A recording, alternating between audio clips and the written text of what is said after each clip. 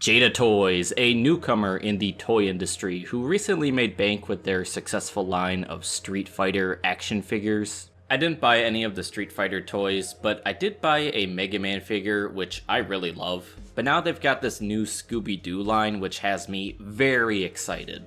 I'm a sucker for Scooby-Doo. It's one of my, 3 favorite things. There's been some Scooby-Doo action figures in the past, but I've been begging for toys with some decent articulation for as long as I've been collecting. I've always told myself that if the day ever came where a respectable figure company started producing Scooby-Doo figures, I would be all in. That day has arrived. And while I did get my wish granted, it's more of a monkey paw wish because there is one major drawback. The drawback being that the first wave does not include Scooby, the titular character. That's like releasing a He-Man toy line where the first wave doesn't include He-Man. I mean, who is Skeletor supposed to fight?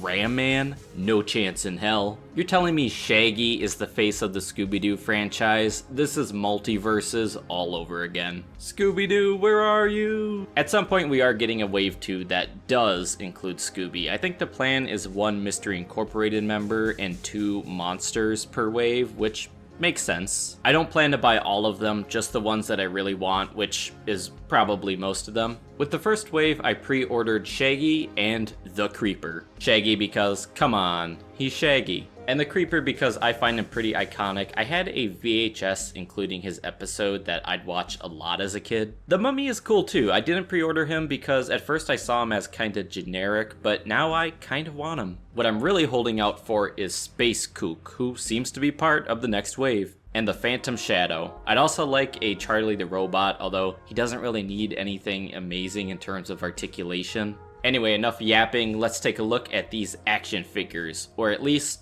their boxes. I, for one, love the packaging. The figures and accessories are very clear to see. There's some really dope fog effects. Plus, I love the dark purple colors all around. You get a nice photo on the side, and you get the same photo reflected on the other side. There's a picture on the back of the figure in case you weren't already convinced. You can see the Scooby-Doo logo on the top and nothing on the bottom. It's the same stuff on the Creeper. There's a nice photo on each side. The back of the box has this really nice painted background of a haunted house that resembles the background art of the TV show. It's super dope, and I almost wish it was a removable base. That would have been really cool. You could still make something out of it if you wanted to. Here we have Shaggy out of the box. Honestly, it's been a few days since I recorded the unboxing, so I've had some time to sit with these figures and contemplate my feelings on them. For the most part, I absolutely love this. I had such childlike glee upon opening these. I find myself really impressed with the sculpting and articulation. Not to say that these figures are perfect. I think my biggest gripe is that the main head for Shaggy looks a bit janky.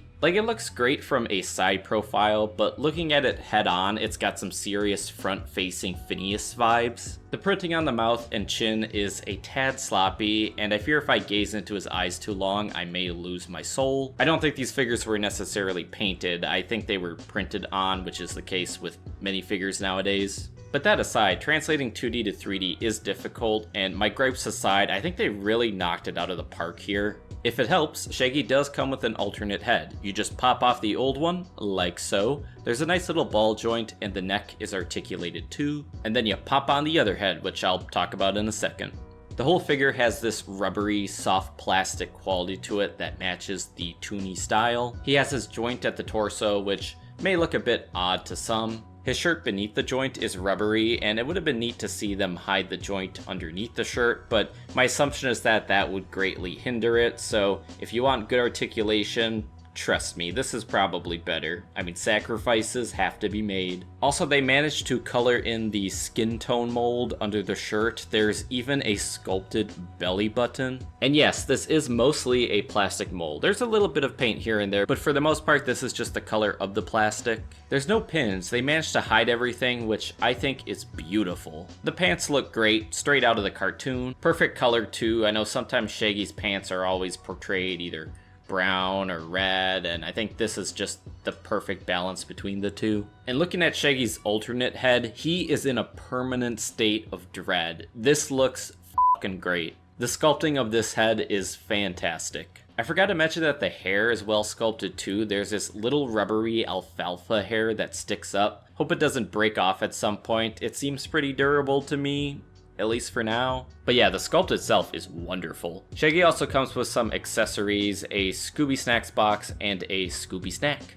Plus it comes with some alternate hands for the sole purpose of holding these accessories. I got the snacks, now all I need is the Scoob. I really hope I don't lose the Scooby Snack itself because it is so tiny. Articulation wise, this thing is super posable. Lots of hidden cuts here and there where other companies might cheap out. There's even a waist swivel that's on some sort of ball joint, I assume, so you can really move him around. There's double jointed elbows and knees, they work really well. The legs can kick up super high, they even have a cut at the thigh. There's a pivot at the ankles. The legs can look a bit janky at times, and there are a few poses that I struggled to get him to stand with. But for a figure this lanky, that's to be expected. The fact that he can stand as well as he can at all is pretty impressive. Watch me swing right in! Swing! Like he's right behind me, isn't he? Ah yes, the Creeper, an iconic Scooby-Doo villain. What is the Creeper anyway? He's kinda like a Mr. Hyde, only Scooby-Doo already has a Mr. Hyde. He's not a Frankenstein, and he's not a zombie. Really, he's just a green man. He's the Elphaba of the Scoobiverse. He's the Creeper. He creeps. This figure is tremendous. It looks exactly like the cartoon. I love the colors. This thing has such a presence on the shelf. I'm probably going to put it up with my Halloween display when I'm done. Before this, the thought never occurred to me of a highly articulated Creeper figure since he's usually in that crouching pose, but now that I have it, I get it. This rules. They didn't skimp out on the articulation. This is all about the same as Shaggy. He can't kick out quite as high, but I don't know if we really need to see the Creeper in a chorus line. Alright, well maybe I do. His whole suit section is the same rubbery material as the bottom half of Shaggy's shirt. There's some hidden joints at the chest and waist. He comes with these alternate hands, so your options are more of these closed or open hands. Either one can really grip anything, but I don't think that matters. He also comes with this freaky looking mask that's been pulled off, a fitting accessory for Mystery Inc. The head sculpt on the Creeper is fantastic. I'm impressed with how they sculpted the mouth. And here we have his alternate head, Mr. Carswell, which the fact that he even comes with this, I love it. Even better is that the glasses are removable, yet they still stay on pretty firmly. Here's Shaggy in the glasses if anyone was curious. I do think the box should probably include Mr. Carswell's name on it, because I had to Google it to remember it, but I suppose anyone watching this probably has the internet. As for my final thoughts, I love these. These are my dream toys, and here they are sitting right in front of me. Any complaints I have are just minor nitpicks. I do think that these look and feel fantastic. I will definitely be picking up the rest of Mystery Incorporated, and probably just a few Ghosts and Monsters, whichever ones are most nostalgic to me. These figures are priced at $30. I was originally expecting $25. $30 is a steep price. Everything costs so much today.